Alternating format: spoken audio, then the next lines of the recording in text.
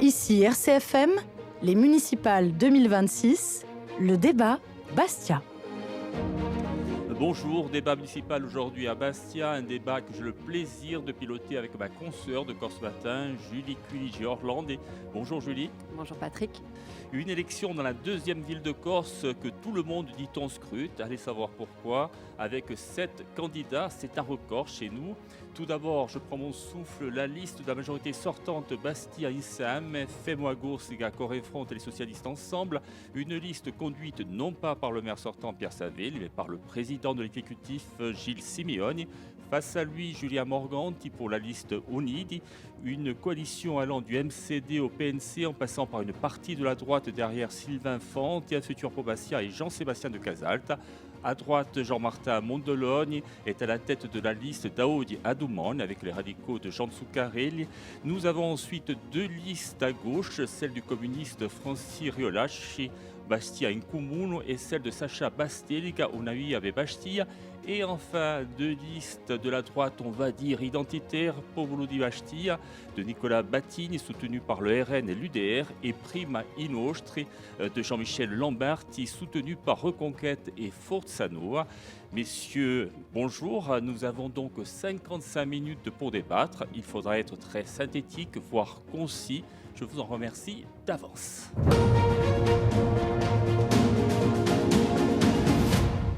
Et sans attendre, on entre dans le vif du sujet. Avant de parler de sécurité, de logement, on ouvre, Julie, ce débat sur le bilan de la mandature, notamment au plan économique. Oui, d'aucuns estiment que Bastia est une ville déclassée, une ville au point mort. Des dizaines de commerces sont fermés, des classes en 500 élèves en moins en 6 ans dans les écoles de Bastia. Une population toutefois qui augmente, on est à peu près à 47 000 aujourd'hui. Alors un bilan contrasté. Julia Morganti, quel serait votre diagnostic? Quel est-il pour revitaliser la ville et essayer de rendre une attractivité perdue selon certains candidats? Tout d'abord, on partage le constat que vous venez de faire, qui est aussi celui des Bastiais. Et on s'aperçoit que toutes les villes ont les mêmes problèmes, mais certaines villes ont réussi à se réformer et d'autres se refermer, comme c'est le cas pour nous, ce qu'on considère à Bastia, pour 3 points.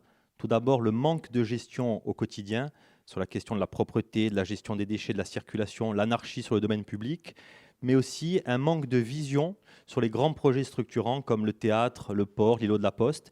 Et tout ça a eu la conséquence d'avoir une situation financière qui n'est plus saine, avec une dette record de 52 millions, des impôts qui ont augmenté et 60 millions de dérapages sur les marchés publics. Donc c'est le constat que l'on fait à la fois sur le quotidien, mais aussi sur la vision. Et ce partage du constat de l'échec a fait qu'on a fait cette union dès le premier tour. Mais pour autant, est-ce qu'il y a une proposition phare selon vous? Quelle est votre proposition phare? Nous, la proposition que l'on fait, notamment dans les 100 premiers jours qu'on a annoncé récemment, c'est notamment sur le stationnement. C'est pour ça qu'on propose l'extension du parking Saint-Nicolas pour l'attractivité du centre-ville, à la fois pour les commerçants, mais aussi pour les habitants.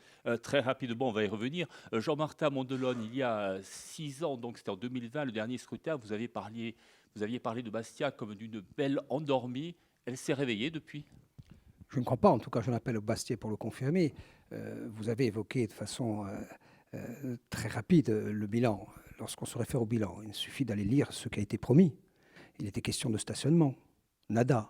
Il était question de logement, nada. Il était question beaucoup d'îlots de la Poste à l'époque. Il était une question d'une consultation sur le port, nada.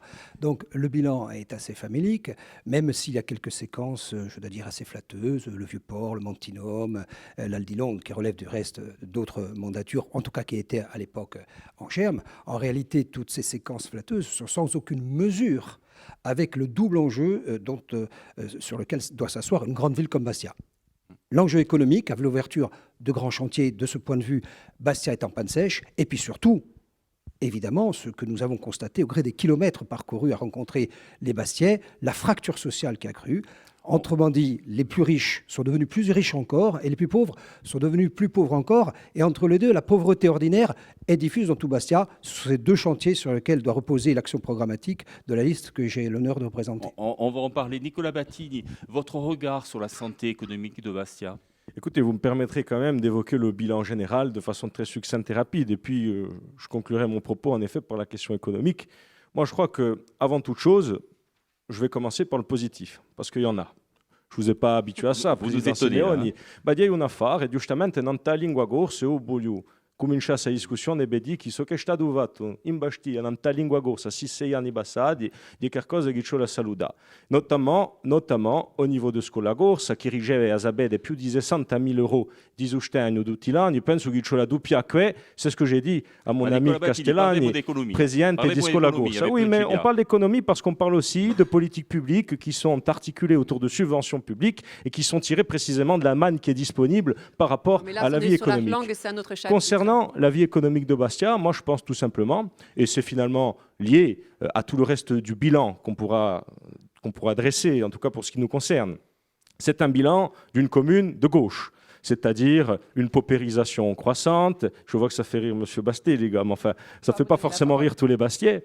Au-delà de ça, évidemment, je vous prends des questions tout à fait concrètes qui concernent le quotidien des administrés de la ville. Vous avez un certain nombre de choses, telles que la taxe d'ordures ménagères qui a augmenté sur la dernière mandature de 100 € par habitant à 170. Vous avez la même chose concernant la taxe foncière des propriétés Monsieur bâties. Batti, concrètement, Vous la avez santé 20% économique, elle est d'augmentation. bonne ou pas Mais aujourd'hui? attendez, parle d'économie, Yagui, parce que je parle quand même du bilan fiscal de cette ville, et ça concerne quand même le quotidien des gens. un tour d'horizon. Et lorsque, oui, mais écoutez, Un constat rapide pour commencer. oui, mais d'accord, mais je pense qu'on passera, dès lors que j'aurai pris la parole à ce sujet, à d'autres sujets. Donc vous permettez, j'en finirai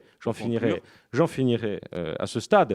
C'est évidemment, concernant la question économique de Bastia et le bilan de cette mandature, les 30% d'augmentation des frais de fonctionnement, qui traduisent évidemment une volonté de la politique municipale d'acheter aussi un certain nombre de voix, de le faire évidemment en tendant le peuple. Et c'est précisément le grand sujet qui nous poussera, lorsque nous arriverons au pouvoir, à faire un certain nombre de ménages dans les couloirs de l'administration municipale. La parole, ça fait sourire Gilles Simeoni, on y reviendra, vous aurez l'occasion de répondre, Gilles Monsieur Simeoni. Riolacci, en ce qui vous concerne, la santé économique, si vous deviez répondre rapidement. Je répondrai que Bastia n'a plus de boussole depuis la création de la collectivité unique, qui a affaibli considérablement les services publics et particulièrement les services départementaux qui étaient sur Bastia. Et le fameux millefeuille administratif qu'il fallait à tout prix réduire en créant la collectivité unique s'est traduit par un appauvrissement des services administratifs de Bastia, des services publics de Bastia. Bastia n'a pas de boussole parce que le seul grand projet qui éviterait à Bastia de devenir une zone socialement et économiquement sinistrée, à savoir le port à la carbonite ou Portuno. C'est un sujet qu'on abordera après. D'un point de vue économique, c'est une perspective, a pris du retard. Donc cette ville qui est basée sur le commerce, et en particulier le trafic maritime, sur les services, en particulier les services publics, a été mise à l'arrêt d'un point de vue politique. D'un point de vue économique, j'ajoute que nous avions, la municipalité de gauche, dans le prolongement de la zone d'aménagement économique d'Erbagiolo, créé une zone possible d'aménagement économique à Pastoreccia.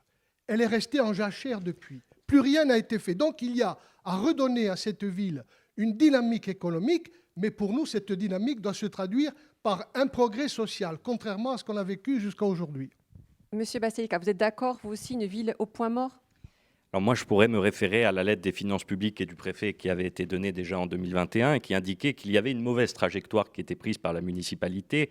Force est de constater que rien n'a été fait pour que cette trajectoire soit changée. Alors maintenant, si on doit parler, on va dire, de quelque chose qui parlera aux Bastiais. Moi, je suis un Bastiais, j'essaye de me loger dans ma ville, mes amis, c'est la même chose, on essaye de se loger dans la ville et on n'y arrive pas. Et force est de constater aujourd'hui qu'on veut parler d'une ville qui est attractive, mais si on ne permet pas de donner aux conditions aux Bastiais de pouvoir se loger, rien n'avancera. Nous parlerons de logement un peu plus tard. Et, exactement, de loger, de pouvoir vivre, de pouvoir payer sa nourriture, etc.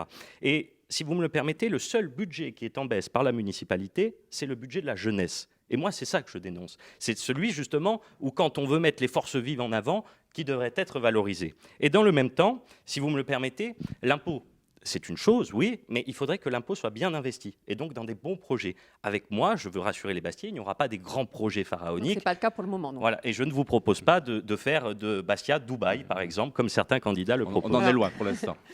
Monsieur Lamberti, en ce qui vous concerne. Ben oui, Bastia, on peut le dire, est déclassé. déclassé au niveau régional, au niveau économique et même au niveau de l'impact périphérique du Grand Bastia. Pour rendre Bastia attractif, il faut rendre Bastia accessible. Et c'est pour ça que je veux un vaste plan de stationnement. Un vaste plan de stationnement avec 2 premières heures de gratuité, ce qui permettra aux gens de la périphérie qui ne viennent plus sur Bastia parce qu'ils tournent pendant 1 heure, ils ne trouvent pas une place de stationnement, de pouvoir venir dépenser sur Bastia. Ça évitera peut-être certainement qu'ils aillent dépenser leur argent dans les centres commerciaux. Donc ensuite, il faut une attractivité pour de nouveaux emplois, de nouvelles activités dans le numérique, dans l'intelligence artificielle, dans les data centers de nouvelle génération qui sont moins énergivores que ce qu'ils étaient précédemment. Donc il faut aider les entreprises à pouvoir venir s'installer à Bastia et ensuite donc créer de la richesse pour que notre jeunesse puisse rester ici, vivre ici, avoir des enfants chez nous. Alors Gilles Séméoni, que répondez-vous à cette avalanche de critiques? Ce bilan, c'est avant tout celui de Pierre Savé, mais vous l'assumez, me semble-t-il. Oui, bien sûr, nous l'assumons. Beaucoup de choses positives ont été faites. Je ne les énumérerai pas parce que le temps est compté, mais je crois que globalement, toutes celles et tous ceux qui vivent à Bastia et toutes celles et tous ceux qui y viennent, soit à travers du tourisme intérieur, par exemple des gens d'Ajaccio, de Porto Vecchio, et d'ailleurs, ou de l'extérieur, voient bien que la ville a profondément changé en 10 ans. Ceci étant, votre question, c'est donc sur l'attractivité économique et son corollaire, le sur développement. la situation d'une manière générale. Et beaucoup des opposants ont insisté sur la situation financière de Bastia, très dégradée. La situation financière, Bastia est aujourd'hui une ville sur une trajectoire qui est saine, avec des problèmes objectifs, une part importante de la population qui est pauvre, et ça ne pourra passer la correction de cette situation, à la fois que par une solidarité renforcée et la création de richesses. Certainement pas par la démagogie. Je prendrai 2 exemples rapides. J'entendais M. Morganti dire, ma première réponse, c'est 700 places Saint-Nicolas, ce sont des remblais. Rien que pour transporter ces remblais à l'extérieur de Corse, parce qu'il n'y a pas de centre, c'est plusieurs dizaines de millions d'euros. Ça veut dire que votre projet, il n'est pas compliqué, il est infaisable. Et puis, je me tourne vers Jean-Martin Mandolone, qui redécouvre la pauvreté de Bastia, et notamment dans un certain nombre de quartiers, et qui propose notamment dans son programme de mettre à l'étude le revenu universel, dont il disait il y a quelques années à l'Assemblée de Corse, quand nous le proposions, qu'il était la prime à l'oisiveté, à la paresse. Donc, choisissez vos arguments et essayez de proposer des projets, avec beaucoup de plaisir, qui ne soient pas marqués du sceau de la démagogie. Il n'y aurait jamais un marché public entre les 2 tours, comme vous êtes en train de vouloir le faire sur le parking Saint-François. J'espère que cette CAO ne se produira pas, parce que je vois qu'en catastrophe, vous voulez attribuer un marché pour le parking Saint-François. On ne va rien attribuer du tout entre les 2 tours, je vous rassure. Je sais que vous êtes habitué à colporter de fausses rumeurs, des sondages très avantageux qui n'existent que dans votre esprit. Parlons de choses sérieuses. Il y a le 20 mars une commission qui veut attribuer au moins un concours d'études sur le parking Saint-François. Donc je vois bien qu'il y a une urgence sur la question du stationnement. Je vois que vous prenez à corps ce sujet, c'est bien. Vous êtes issu de la seule mandature où il n'y aura pas eu un parking souterrain de fait. Donc on voit bien qu'il y a une urgence que vous partagez. Il n'y a pas eu de parking souterrain, mais il y a eu la création de 600 places de parking pour un coût extrêmement réduit. Jean-Martin Mandolone. Je veux répondre, mon cher Gilles. On se connaît assez. Vous savez combien je vous respecte et celles et ceux qui vous entourent. Vous ne pouvez pas continuer, comme vous l'avez fait depuis Ajaccio, à vouloir évangéliser et d'une façon soporifique, essayer de façon dilatoire de noyer vos problématiques. Les problématiques, elles sont connues à Bastia. Il y a des places de stationnement qu'il faut aller chercher. On ne va pas dire quoi qu'il en coûte, mais je veux interpeller celles et ceux qui nous écoutent pour vous avoir observé pendant des années gérer les finances publiques à Ajaccio. Au nom de quoi vous pouvez importer un modèle depuis Ajaccio qui serait un modèle de réussite? On affiche plus d'1 milliard de déficit, de dette en tout cas, de dette. Et vous nous parlez de l'argent. Est-ce que je peux rappeler à celles et ceux qui nous écoutent que des mois durant, nous avons, au plus haut niveau de l'État, négocié des évolutions institutionnelles? Vous n'avez eu de cesse d'évoquer les évolutions institutionnelles sans jamais évoquer un plan exceptionnel dont aurait pu bénéficier Bastia pour le grand hôpital, pour le port, pour le centre culturel, pour des politiques immobilières. Et vous venez ici nous raconter comme si vous aviez un modèle bienfaisant là où vous avez exercé les plus hautes fonctions, qu'il faut aller chercher de l'argent. Il ne fallait pas vous gêner à l'époque. On va revenir à Bastia avec une question importante qui se pose quand on parle du développement de la ville, c'est celle du port, susceptible de lui donner un second souffle. Faut-il un nouveau port? On ne va pas refaire le débat pour la énième fois, mais vous avez chacun 1 minute, un peu moins, pour nous donner votre position. On commence par vous, Sacha Bastel. Vous êtes le seul contre ici. Eh ben, il fallait bien quelqu'un de raison. Donc effectivement, moi je suis contre le port parce qu'aujourd'hui, si on parle de vision de société, de vision d'avenir, et vous parlez justement de ce que vous voulez laisser dans 30-40 ans à la jeunesse de la Corse, vous ne pouvez pas défendre la question du nouveau port. Un nouveau port, c'est tout simplement la destruction de notre littoral, des Posidonies. À côté de ça, c'est la destruction de l'Arinelle. Quoi qu'on en dise, même si c'est Porto Novo ou le port de la Carbonite, l'Arinelle sera impactée. C'est déplacer la pollution vers les quartiers qui sont les plus pauvres. Et moi, je ne peux pas accepter aujourd'hui, en plus dans une politique sociale assez libérale et donc en faveur des plus riches, qu'on accepte un nouveau port et qu'on délaisse les quartiers sud. Vous n'avez pas peur d'un port qui pourrait être un port secondaire aujourd'hui? Alors non, moi avoir un impact économique je crois aussi sur la ville. que les études de la collectivité ont étudié 4 cas, dont celui de la possibilité de l'étendre, le port actuel, avec une digue flottante. Je pense que ça peut être quelque chose qui est envisageable. De digue flottante au large de Bastia. Ouais. Bon. Alors on continue pour écouter les arguments de ceux qui sont pour. Francis Riolacci, vous en aviez déjà parlé. Oui, j'ai évoqué le sujet parce que c'est le moteur du développement économique pour les prochaines décennies pour Bastia. Nous y sommes favorables parce que le port actuel fonctionne sous mode dérogatoire. Il ne remplit pas les normes de sécurité et nous ne sommes pas à l'abri d'un accident majeur. Par ailleurs, la création de ce port offre une opportunité à Bastia de rééquilibrer la ville. On constate qu'il est difficile de raccorder les quartiers sud à la ville, au centre-ville. La création du port devant les quartiers sud redonnera à ces quartiers une attractivité et un développement économique. J'ajoute que grâce à ce port, il sera possible de mettre en œuvre des liaisons multimodales avec le chemin de fer, les voies de desserte et les transports publics. Et j'ajoute que pour nous, il devrait y avoir nécessairement une consultation des Bastiais qui devront se prononcer sur les projets. En ce sens, vous êtes d'accord avec Gilles Simeoni. Nicolas Battini. Oui, vous savez, moi je suis très clair sur ce sujet et contrairement à ce que dit notre contradicteur d'extrême gauche, moi je pense que précisément c'est bon signe que la plupart des gens qui sont présents ici et qui mènent leur liste soient favorables au projet d'un nouveau port, précisément parce que c'est celle-ci la position de raison. Vous savez, moi je pense qu'il faut avoir une vision très claire de la question. Le port de Bastia, ce n'est pas le port de Bastia en vérité. C'est 2 millions de passagers environ par an, en moyenne, en fonction des années. C'est 2 millions de tonnes de fret. C'est le premier port de fret de la Corse. Bon, c'est la moitié du transit maritime de l'île. Par conséquent, c'est le port de la Corse. Ce n'est pas seulement le port de Bastia. Et c'est évident que dans une logique de développement et de volonté d'améliorer les conditions de vie des gens, notamment des classes laborieuses et des ouvriers qui ont besoin de développement économique pour améliorer leurs conditions de vie et leur pouvoir d'achat, je pense que c'est évident. Il faudra quand même expliquer aux gauchistes que les Posidonies, ça ne se mange pas. Très bien. Julien Morgan, vous aussi, en ce qui concerne le nouveau port, vous avez une position bien claire depuis un certain moment. Sur la question du port, on considère que l'immobilisme aujourd'hui coûte plus cher que l'action. Donc oui, il faut un nouveau port de commerce qui soit fonctionnel, sécurisé, moins polluant, un port évolutif. Et clairement, ce n'est pas un port pour les touristes ou pour un tourisme de masse. C'est d'abord un port pour les Bastiais, pour équilibrer l'aménagement urbain de la ville. Et aujourd'hui, on a un candidat qui, à chaque élection, annonce un référendum. Clairement, ce n'est pas sérieux. On a des études publiques qu'on ne connaît pas. Alors on attend qu'elles soient obsolètes pour relancer encore la question du port.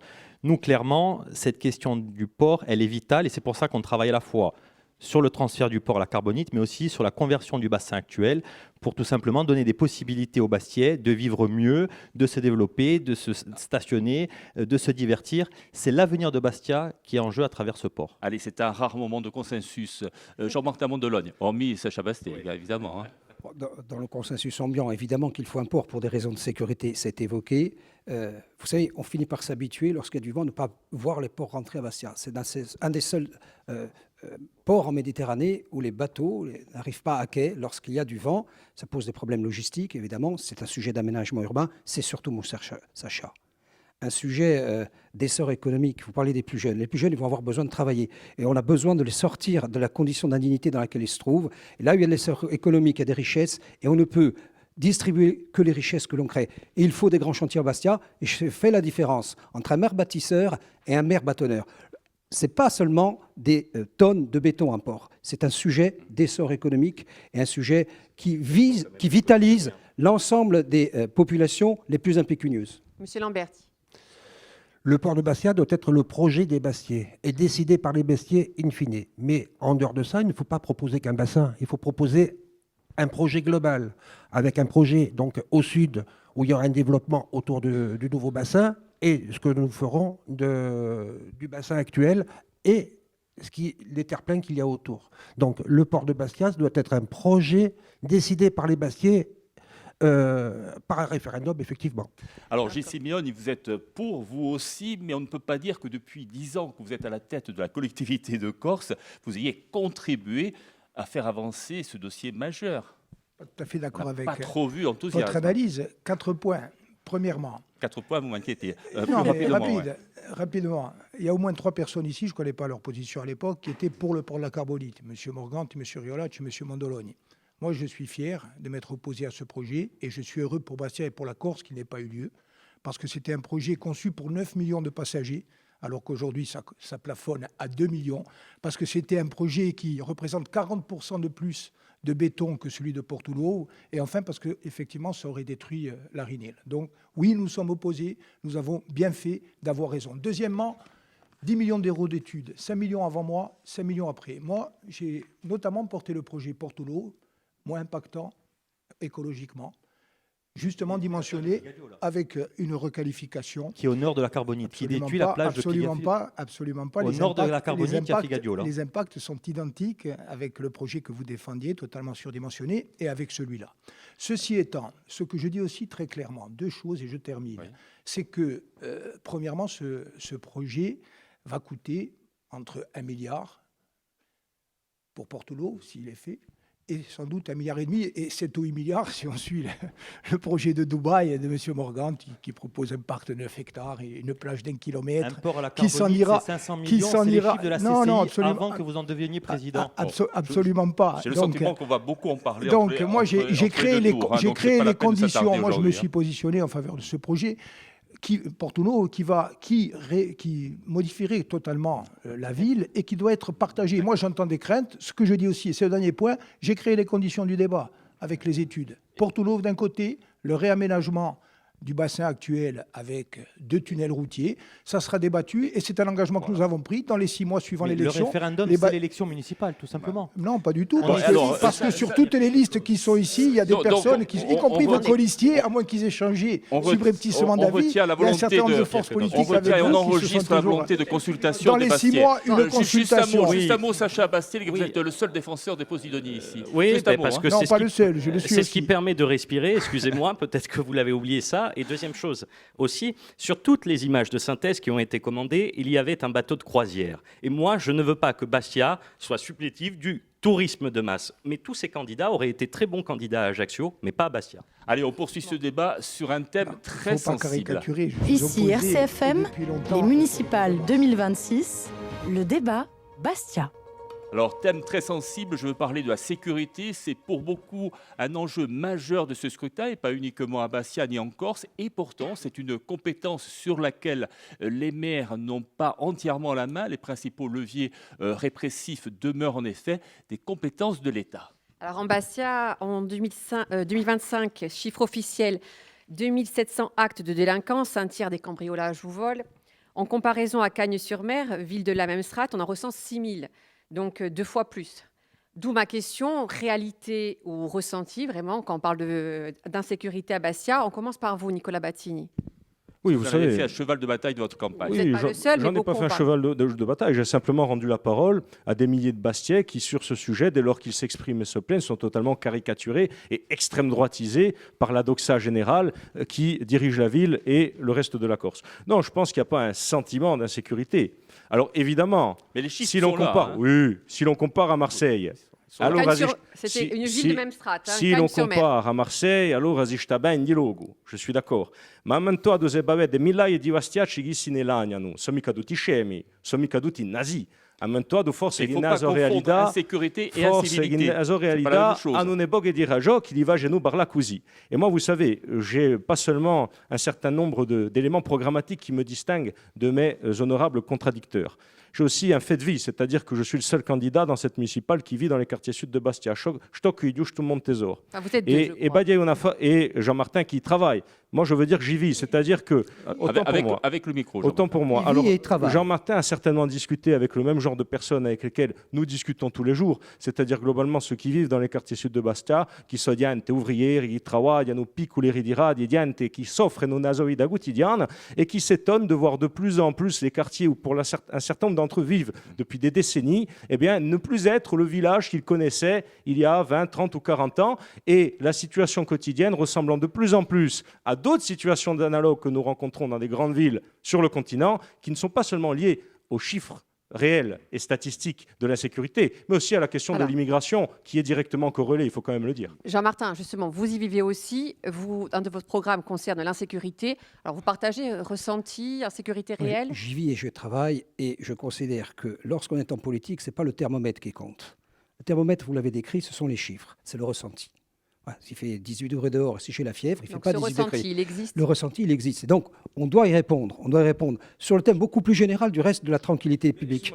De la tranquillité publique. Cher Nicolas, je vais vous donner un exemple si vous voulez bien m'écouter. Je vais vous donner un exemple qui participe de la tranquillité publique en général. Quand vous avez une dame d'un certain âge, qui est non pas dans les quartiers sud, dans les quartiers du fond, qui ne sort plus son chien le soir parce que c'est mal éclairé, parce qu'elle a peur. Ce n'est pas de l'insécurité, c'est un sentiment d'intranquillité publique. On doit y répondre. On doit y répondre de trois façons, par une considération technique, vidéosurveillance, déportée avec les services de l'État, par évidemment des considérations humaines avec des brigades mobiles, mais aussi par de la médiation et de la prévention. C'est ce que je fais tous les jours dans mon métier, et je sais de quoi je parle, et on arrive à faire cohabiter des milliers de personnes qui ont besoin d'être apaisées sur ce sujet. C'est un sujet que j'avais posé il y a 6 ans, on me riait à la figure, je suis obligé de le dire. Aujourd'hui, c'est un sujet qui traverse le débat national et qui ne pouvait pas ne pas être importé à Bastia, et les candidats doivent tous y répondre sans tabou. Ce n'est ni un sujet de droite, ni un sujet de gauche, c'est un sujet de préoccupation auquel nous avons le devoir de répondre. Alors, il y a des propositions pour lutter contre ce sentiment ou cette insécurité. Julien Morgan, vous faites partie de ceux qui parlaient d'une annexe de police municipale, possiblement d'une création.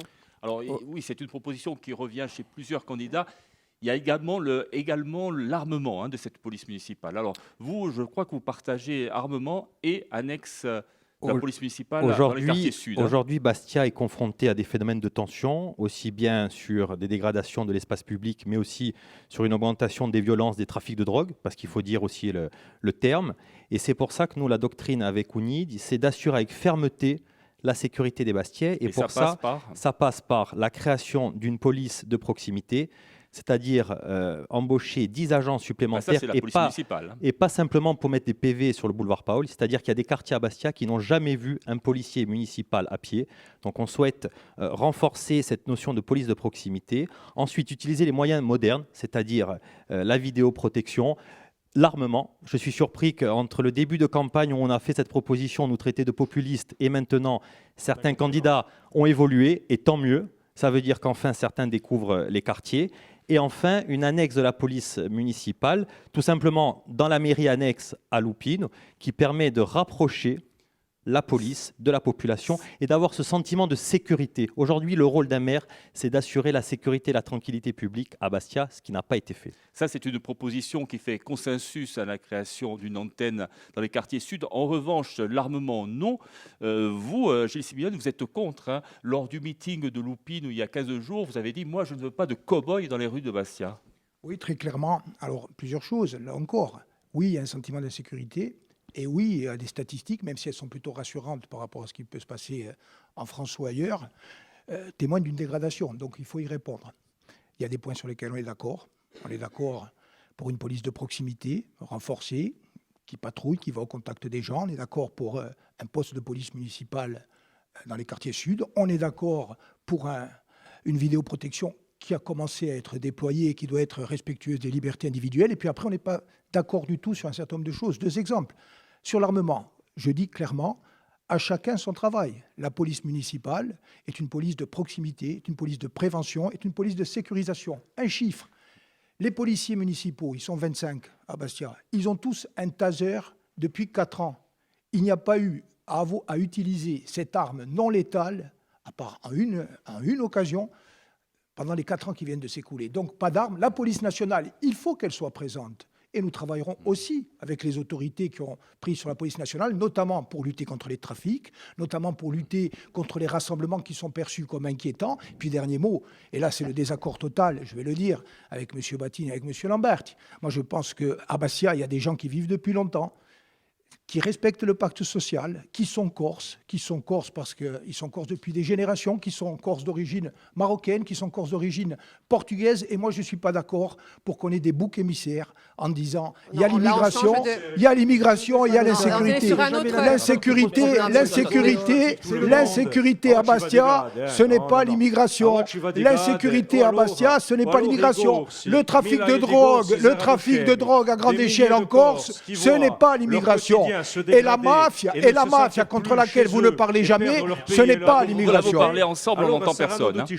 I corsi qui sentono che sono spadriati di asoprobiadère et qui ont le sentiment en effet que l'afflux permanent de populations qui sont totalement éloignées d'un certain nombre de choses qui définissent les Corses, mais pas dans l'individualité de ce qu'ils sont, mais en masse, eh bien, représentent pour un certain nombre de Corses qui sont de plus en plus nombreux et qui sont majoritaires sur la question, un problème dans le quotidien. Ça suffit de les caricaturer de la sorte. Ça nous fait penser au discours. On va pouvoir parler de la question de l'immigration. Ensuite, nous parlerons de logement. Non, on va donner la parole. Ou en tout cas, qu'ils souhaitent l'être, et contre la présence de cow-boys, mais manifestement pour la présence de shérifs, nous sommes en phase. Alors, on va donner la parole notamment aux candidats de gauche. Vous, les candidats de gauche, votre fibre, c'est pas la répression, c'est pas la sécurité. Vous en faites pas des thèmes majeurs de votre campagne. C'est Gilles Siméon, le candidat de gauche. Alors non. Monsieur Riolac. D'après Riolac, je suis le candidat de droite. Monsieur Riolac, pardon. Francis, excusez-moi.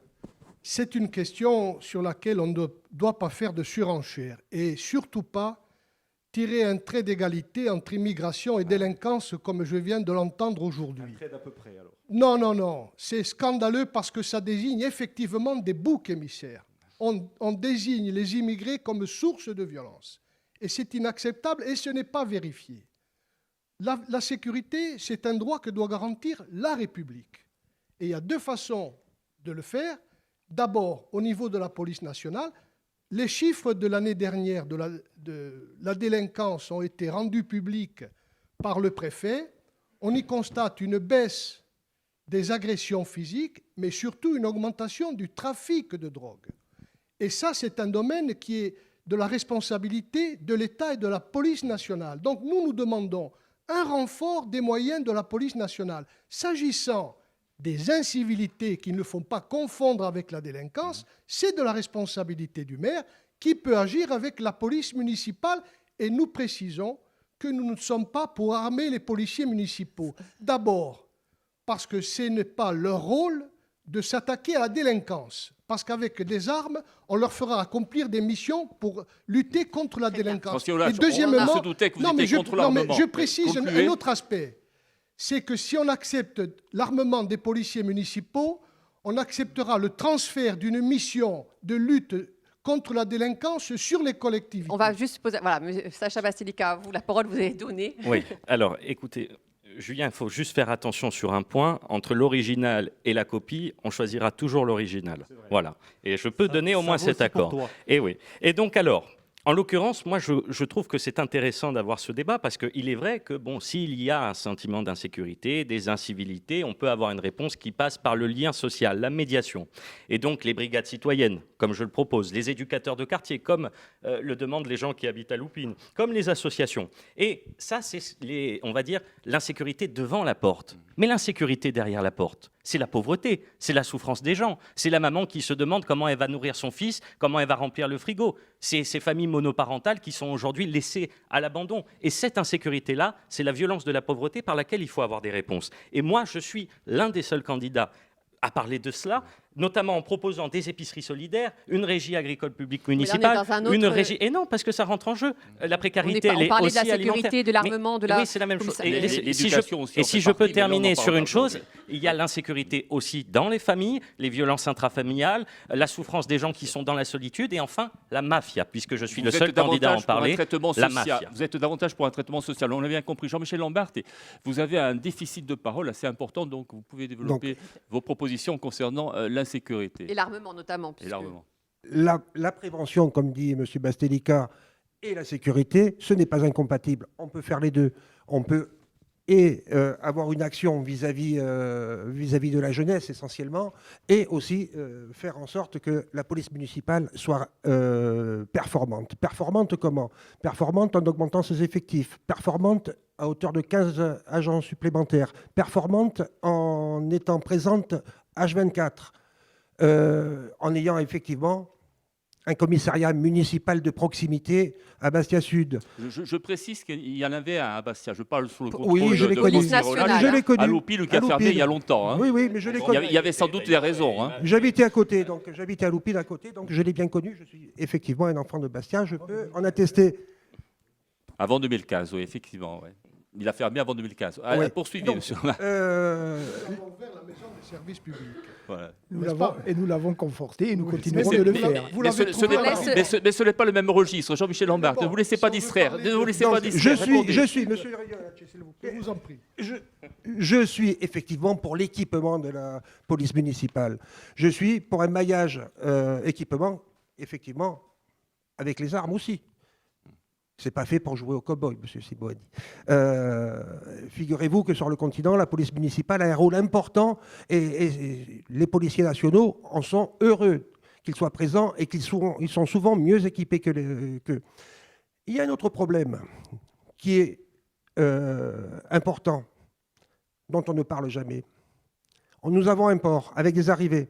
Les compagnies maritimes prennent comme passagers des personnes avec un passeport. Jamais ils ne se soucient de la régularité des personnes qui viennent à Bastia. Donc ça, nous avons les moyens de demander à l'embarquement, Ça relève donc des au départ compétences- sur le ça relève des continent. compétences régaliennes. Non, ce ne sont pas des compétences régaliennes. Ce sont des compétences sur lesquelles on doit monter au créneau. On peut toujours demander, oui, effectivement. On peut demander et on peut réussir à l'avoir. Voilà. Bon. Alors donc, on a fait le tour, je pense, de ce thème de la sécurité ou de l'insécurité. En tous les cas, le rôle C'est du comme maire, vous c'est voulez. d'anticiper et de ne pas attendre que ça dérape. Aujourd'hui, il n'y a pas de convention entre la police municipale et la police nationale à Bastia. Et ça sera aussi le rôle du maire de le mettre en œuvre. Allez, le débat à Bastia, on avance. Ici RCFM, les municipales 2026, le débat Bastia. Et on aborde un dernier volet, pas le moins important, le logement, sachant que 23% de la population à Bastia vit sous le seuil de pauvreté, ce qui pose le problème du logement social. La ville en compte un peu plus de 2000, principalement dans les quartiers sud, mais la liste d'attente est longue malgré tout, près de 800. Alors, comment résorber ce déficit? On attend vos propositions. Francis Riolacci, vous proposez la construction de 1500 logements sociaux sur le mandat. Ça, c'est concret. Nous proposons de lancer un programme de construction de 1500 logements sociaux, eu égard aux demandes insatisfaites. Il y a là près de 2000 demandes de logements sociaux sur Bastia insatisfaites et il y a environ chaque année 200 attributions. Il y a là une difficulté pour les personnes en recherche de logement social qu'on ne peut résoudre en développant le logement social. Logement social qui a pratiquement été mis à l'arrêt depuis 2014, puisque, entre-temps, on a eu à peu près 200 constructions nouvelles de logements sociaux. Nous sommes à 5226 logements sociaux. En 2015, nous étions à 5100 et quelques.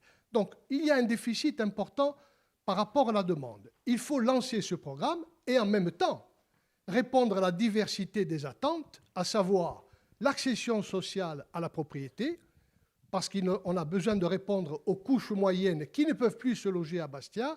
Et il faut lancer la création d'une société foncière capable d'acheter des terrains et de créer ce qu'on appelle le bail social solidaire pour permettre aux jeunes de s'installer et d'acheter leur logement parce que les Gilles Simeone me souffle à l'oreille, c'est en cours. On va donner la parole à Sacha Bastélé. Le logement d'aujourd'hui est hors de portée de la plupart des Bastiais. Alors justement, Sacha Bastélika, vous proposez l'encadrement des loyers. Mais vous êtes aussi favorable à une sorte de statut de résident ou Oui, alors, moi je vois 3 constats qui peuvent se faire sur la question du logement. Le premier, c'est qu'il y a un besoin. Ça, jusque-là, on est tous d'accord. 1500 demandes, très bien. Nous proposons de lancer, nous sommes peut-être pas les plus ambitieux sur le sujet, la construction de 150 logements sociaux par an et dans le même temps de rénover. Rénover, ça doit être le point principal, les plus de 500 logements sociaux qui sont vacants dans le parc HLM et les remettre à disposition des Bastiais. Le deuxième point, c'est d'entamer la grande transition écologique dont la ville a besoin. Et c'est pour cela qu'il faut accompagner aujourd'hui les propriétaires dans la rénovation du bâti existant. Comment le considérer? Nous envisageons de rénover 300 logements par an, donc sur 6 ans, en passant par l'exonération de la taxe foncière sur 3 ans, et ces 1 million d'abattements fiscaux seront compensés par la taxe d'habitation. Enfin, le dernier point que j'aimerais mettre en avant, vous l'avez dit, c'est le prix. On ne peut plus aujourd'hui se loger à Bastia. Et donc, pour répondre à cette problématique du prix, il faut se battre contre la spéculation immobilière. Le premier, c'est la question des Airbnb, la majoration des taxes sur les Airbnb existants. Ensuite, c'est évidemment l'encadrement des loyers, l'interdiction de nouveaux Airbnb et l'interdiction de la construction de nouvelles résidences secondaires. Nicolas Battini, vous défendez la proposition la plus radicale, donner la priorité aux Bastiais, aux Corses, mais est-ce réaliste, faisable, sachant que l'attribution des logements sociaux se fait sur des critères sociaux? Julien Morgan est à peu près aussi sur la même position. Non, pas du tout. Non, du tout. On va vous l'expliquer. On va vous l'expliquer. Pour le coup, il n'y a pas de copie. Il y a des similitudes quand même. Écoutez, c'est pas du tout la position la plus radicale, c'est la position la plus logique et la position la plus nationaliste, soit dit en passant. Vous savez, Pekontomé, Abadia Barla, Abadri Otogours, où j'ai une boussole qui me guide dans les propositions politiques que je formule, avec lesquelles je structure la démarche qui est la nôtre à l'Union des Badraiotes, c'est j'aime mes filles avant mes cousines avant mes voisines, mes voisines avant des inconnus et des inconnus avant des étrangers. Ce qu'on voudrait savoir, c'est comment c'est faisable. Si Jean-Marie Le Pen, il avait bien raison de le dire. Je veux dire une chose très claire. Moi, d'abord, je trace un constat, quelque chose que les candidats du système, qu'ils soient de gauche ou de droite, nationaux de gauche ou pas nationaux, peu importe, ne disent pas. C'est pourquoi il y a en vérité tant d'attentes sur la liste des HLM. Beni de Goumet, Ondobumesior, nous promenade et à peine Montesor, Lubi, nous Paeseno, Aliani. C'est parce qu'il y a dans certaines zones des quartiers sud de Bastia jusqu'à 25% de la population globale qui est immigrée. Parmi cette population, qui représente un quart de la population dans les quartiers sud de Bastia, elle est logée à raison de 70% en certaines zones de cet endroit de la ville dans des HLM. Et 33% de la totalité du parc des HLM est attribuée à des immigrés. Alors, vous permettrez de dire quelque chose quand les chiffres sont complètement inventés, on est obligé de dire. Vous pouvez le dire rapidement. Vous avez qu'à les contester. Moi, je tire mes chiffres ça, c'est vos amis. C'est vos amis. L'Observatoire de l'immigration, qui est un think tank d'extrême droite, financé par un milliardaire d'extrême droite. Toutes ces sources à partir de l'INSEE. Monsieur Simon n'a toujours pas compris que si quel que soit le chiffre, Nicolas Battini, fait tant de chiffres au suffrage devant les électeurs, c'est des gens qui vivent ici. C'est des gens qui vivent ici, quel que soit le chiffre. Peu importe. Je vais finir le propos qui est le mien, si M. Riolac le permet. Je vais terminer mon propos.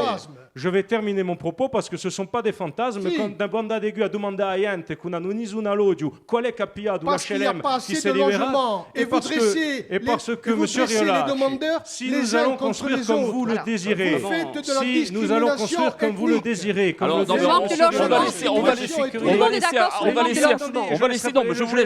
je vous laisse argumenter, mais répondez à ma question. Comment on donne la priorité à des Bastiais ou des Corses par rapport à des gens qui vivent là? Écoutez, si vous permettez, je vous réponds si la censure communiste me le permet. Allez-y. Je reprendrai la parole après. Si nous acceptons, et je suis plutôt favorable à la proposition de M. Riolac, à condition qu'il y ait un jour la priorité nationale au niveau national. Pourquoi? Parce que construire des centaines ou des milliers de logements sociaux ne ferait tout simplement que permettre à donner ces logements sociaux aux mêmes que vous bichonnez depuis 20-30 ans. Je crois que... Non, attendez. On va donner la parole à Julien Morgan et ensuite Jean-Marc Tamondelot. Julien Morgan, vous parlez d'une priorité, si j'ai bien compris, aux Bastiais. Priorité aux Bastiais. Bon, ça ressemble. À Bastia, il y a un double phénomène. Vous avez un apport de population pauvre, souvent étrangère, et des continentaux à haut revenu qui arrivent. Et au milieu, vous avez les Bastiais, la classe moyenne qui n'arrive plus à se loger. Donc c'est pour ça que nous, on propose notamment des primes pour l'installation des primo-accédants, notamment pour les familles, à travers le bail réel solidaire et aussi un nouveau PLU, parce qu'on n'en parle pas, mais il faut aussi un nouveau PLU pour construire à Bastia. Et concernant les logements sociaux, on fait la proposition. Et quand j'entends priorité nationale ou locale, en fait, ça veut dire le système actuel qui ne marche pas, et tout le monde en est conscient. Nous, on est pour la priorité bastiaise. Qu'est-ce qu'un Bastiais? Comment vous la faites fonctionner, Un Bastiais, c'est un résident fiscal. Et aujourd'hui, vous avez un phénomène national où l'ensemble des maires sont en train de dire qu'ils veulent reprendre la main sur les attributions des logements. Vous avez d'ailleurs le Sénat qui a voté une loi sur un droit d'opposition. Et nous, il y a une faille dans le dispositif, c'est l'ancrage local. Et qu'est-ce que l'ancrage local? C'est d'avoir des gens qui font des demandes quand ils ont un emploi dans la commune, quand ils ont leurs enfants scolarisés dans la commune. Donc avec cette notion de préférence bastiaise, c'est une manière, enfin, parce que vous savez qu'on attribue à travers des critères, donc ça veut dire qu'il y a déjà des classifications. Nous, on veut qu'il y ait cette notion d'ancrage bastiais dans l'attribution des logements. Parce qu'aujourd'hui, vous avez quelqu'un de Corté, de Balagne, dans la cotation, donc vous voulez que ça apparaisse. C'est dans la cotation qu'on doit faire cette distinction. Nous, on est pour donner la priorité, pas l'exclusion. Les Bastiais doivent être logés à Bastia et c'est aussi le rôle du maire. Quand j'entends certains discours dire priorité aux Marocains qui sont là depuis 40 ans, c'est du clientélisme électoral. Qui dit ça? Gilles Siméogne, c'est purement Morgan, scandaleux. Arrêtez de dire ce clientélisme communautaire pour à la fois cliver, opposer les gens et en même temps aller chercher des procurations, ce n'est pas ma méthode, ce ne sont pas nos méthodes à Ounid. Nous, le rôle d'un maire, c'est de rassembler les gens et notamment dans une élection municipale, c'est tout simplement donner la priorité aux Bastiais. C'est aussi simple que ça. Jean-Martin Moi, je Mondolin. voudrais répondre à des propos qui sont insultants. Gilles Siméon, et vous répondez, ensuite on donnera la parole à Jean-Martin Mondolin. Allez-y. Je voudrais quand même préciser un certain nombre de choses.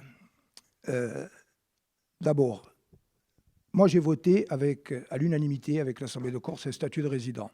Jean-Martin, vous l'avez voté. Oui, qui est un statut de résident dans le domaine immobilier. Oui. Il n'y a pas un mot. Il n'y a pas un mot chez vous, dans votre programme municipal. Moi, ce que nous avons voté à l'Assemblée de Corse, j'ai essayé de le mettre en œuvre et je le propose au Bastiais au plan municipal. Monsieur Morganti, ce dont vous venez de parler au début de votre intervention avant de déraper, c'est un statut de résident. Le problème aujourd'hui à Bastia, ce qui interdit aux gens d'accéder souvent, c'est à la fois, c'est vrai qu'il n'y a pas suffisamment de logements sociaux, mais ce n'est pas la personne de Corté ou de l'île Rousse qui prend le logement social. C'est un parc immobilier qui n'est pas configuré, notamment parce qu'il y a beaucoup de T5, T6, avec des familles originaires de Corse qui ne peuvent pas occuper. Ça, c'est la première chose. Des biens qui sont souvent vacants. Et ça veut dire, laissez-moi finir, non, il n'y a pas 200 logements vides, il y a eu 700 logements qui ont été rénovés, et il y a plusieurs dizaines de logements, il y a plusieurs dizaines de logements. Il y a un collectif d'habitants qui s'est monté pour dénoncer les 11 millions de travaux. On a toujours des passoires énergétiques. Où va cet argent? On a fait 11 millions de travaux, il y a un certain nombre de malfaçons, et ça donne lieu à des contentieux. Ça existe partout et je le regrette profondément, notamment pour les habitants des Pléiades.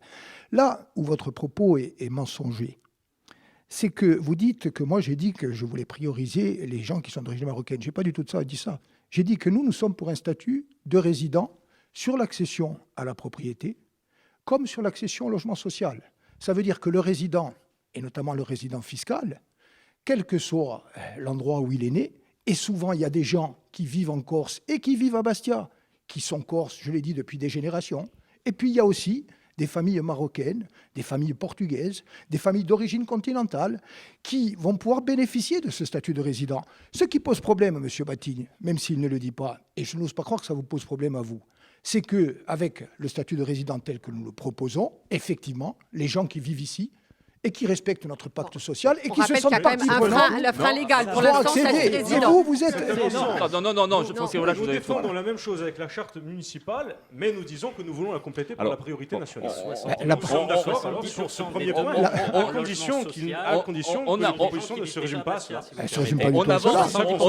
On avance précisant la priorité de la démagogie. Non, mais Français relâche, on n'a pas le temps. Non, mais précisons tout de même, Gilles Siméon, témoigne que le statut de résident, nous n'y sommes pas encore. On en est loin. Oui, mais par exemple, sur l'office foncier solidaire que l'Office public de l'habitat porte et a défendu, nous avons introduit dans le règlement une clause qui valide le principe d'un statut de résident pour accéder au bail réel solidaire. Donc beaucoup des propositions qui sont faites, y compris dans le domaine social, logement social, bail réel solidaire, le bail réel solidaire, Jean-Marc Tamandol, il va nous existe en déjà parler. à Bastia ou sont en passe d'exister. Il n'y en a que 2 en association. Allez, Jean-Marc Tamandol, vous avez la parole. Gardez-la. Très clairement, sur ce sujet comme sur tant d'autres, les maires qui vont être désignés au mois d'avril ne vont pouvoir mettre en œuvre aucune des considérations qui ont été édictées par les candidats. Pourquoi ? Parce que ça relève de la loi. Préférence nationale, statut de résident, statut, néo-statut de Bastier-Études, que sais-je encore. Tout ça ne verra pas le jour. Donc moi, je ne suis pas là pour évangéliser et laisser, comme vous le faites, cher Gilles, de façon mécanique, planer l'idée que les choses vont changer parce que vous avez l'ambition de prendre les rênes d'une nouvelle collectivité de gagnant-gagnant et créer les conditions pour changer la vie de ceux qui ont besoin aujourd'hui d'un logement. Moi, je ne rentrerai pas dans des dispositions démagogiques visant à répondre à cette espèce de théâtre de pulsion et à répondre à des vérités inquiétantes par des formules faciles. En réalité, le sujet, c'est le manque de logement. Et donc, il ne fallait pas vous gêner, vous et vos amis, cher Gilles, pour créer le nombre de logements nécessaires depuis des décennies, c'est-à-dire depuis l'après-guerre, pour répondre à la pauvreté et à l'incapacité des populations les plus impécunieuses et d'autres encore. Donc, plan de réhabilitation du parc existant, plan